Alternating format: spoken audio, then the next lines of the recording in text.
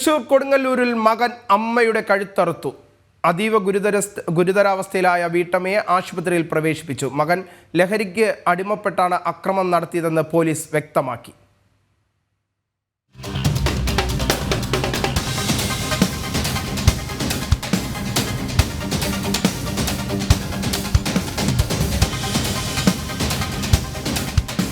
കഴിഞ്ഞ ദിവസം രാത്രിയിലാണ് അഴീക്കോട് മരപ്പാലത്തിന് സമീപം ജലീലിന്റെ ഭാര്യ സീനത്തിനെ 24 വയസ്സുകാരൻ മകൻ മുഹമ്മദ് ആക്രമിച്ചത്.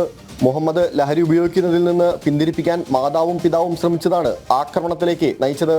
ഇടത് കൈകൊണ്ട് മാതാവിന്റെ മുടിയിൽ ചുരുട്ടിപ്പിടിച്ച ശേഷം വലത് കൈയിൽ കരുതിയ കത്തി ഉപയോഗിച്ച് കഴുത്തറക്കുകയായിരുന്നു. കൊലപ്പെടുത്തണമെന്ന ലക്ഷ്യമിട്ടായിരുന്നു ആക്രമണം. പക്ഷേ ശബ്ദം കേട്ട് നാട്ടുകാർ ഓടിക്കൂടിയതോടെ കൊലപാതക ശ്രമം പരാജയപ്പെട്ടു. സീനത്തിനെ രക്ഷിക്കാൻ ശ്രമിച്ച നാട്ടുകാർക്ക് നേരെയും പ്രതി കൊലവിളി നടത്തി. ഗുരുതരമായി പരിക്കേറ്റ സീനത്തിനെ ആദ്യം എറണാകുളത്തെ സ്വകാര്യ ആശുപത്രിയിലും തുടർന്ന് കോട്ടയം മെഡിക്കൽ കോളേജ് ആശുപത്രിയിലും പ്രവേശിപ്പിച്ചു. മുഹമ്മദിനെ കൊടുങ്ങല്ലൂർ പോലീസ് കസ്റ്റഡിയിലെടുത്തു. 3 വർഷം മുൻപ് മുഹമ്മദ് തന്റെ പിതാവ് ജലീലിനെയും ആക്രമിച്ചിരുന്നു. ജനം, തൃശൂർ.